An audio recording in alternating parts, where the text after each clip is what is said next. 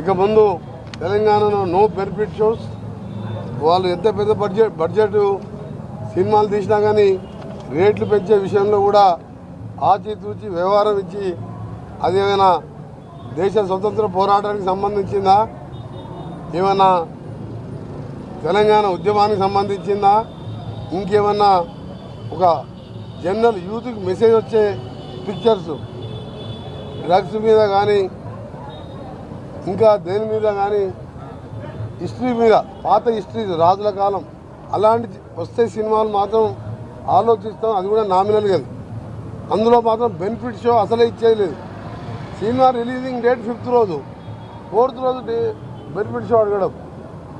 ఆ ఫ్యాన్స్ వాళ్ళ కోరిక మేరకు ఏంటంటే వాళ్ళు సరే ఫ్యాన్స్ ఎంజాయ్ చేస్తారని ఇవ్వడం, ఇవన్నీ కూడా స్టాప్. పుష్ప 2తోనే స్టాప్.